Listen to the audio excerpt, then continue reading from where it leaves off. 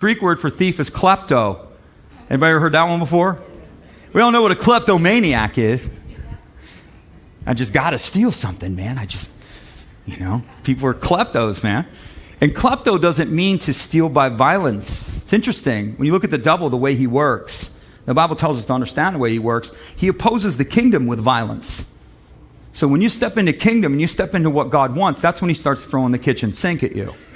That's when he starts trying to damage you, wound you, hurt you, destroy you, blaspheme you, discredit you, because you've stepped into the kingdom. He opposes the kingdom dominion in your life, the kingdom calling, with violence.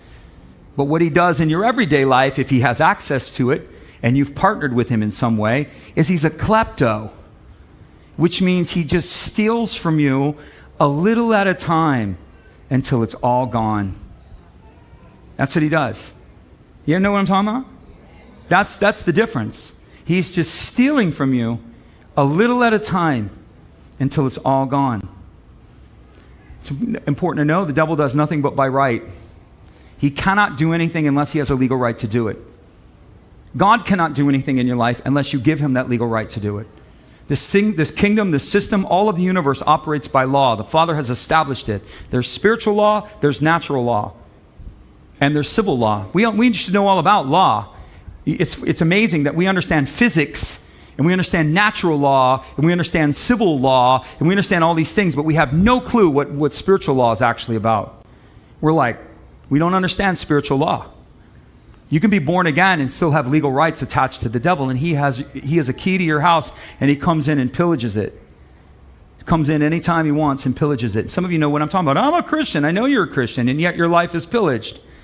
Is Israel a homeborn slave? Why are you enslaved? The heirs, so long as they are a child, are no different than slaves, Galatians. Because you don't know who you are, you don't know what your rights are, and you're ignorant of the law of the Spirit. You're ignorant to it. We think Jesus has done it all. Yes, he has. But say it with me. The law has no power without an enforcement agent.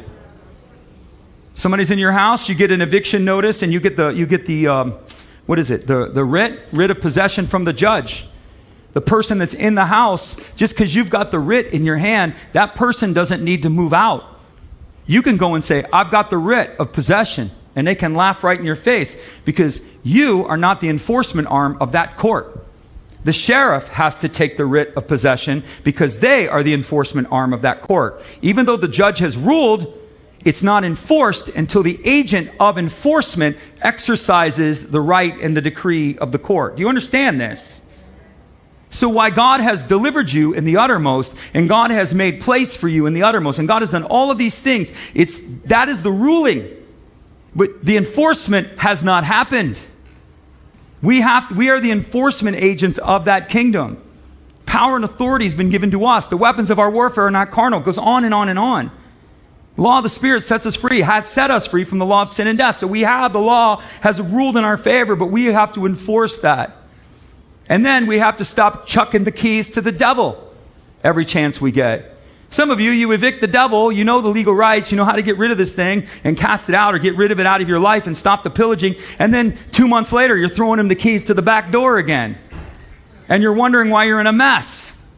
Because you keep partnering with the wrong things. Everything that is outside the theater of God's kingdom and God's mindset is demonic. There's no middle space in these worlds. It's either in and of the Lord or it is in and of the culture. And even if it is in and of the culture, Satan is the god of what? This world. He's the prince and the power of the what? The atmospheres, the air. The atmospheres of this culture are not under God's alignment. They're under the devil. They're under the devil.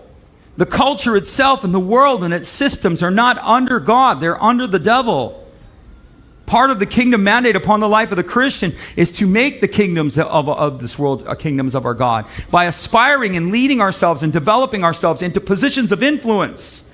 Christians should be business leaders. Christians should be school board leaders. Christians should be teachers and educators, laboring to bring change. Christians should be in political circles, not to partner with the existing system, but to be the light in the darkness, to bring truth where there is lies, to bring justice where there's injustice. This is our mandate, because those things we have territorial rights there, but the devil owns it until somebody shows up. Somebody's got to show up. Are you with me?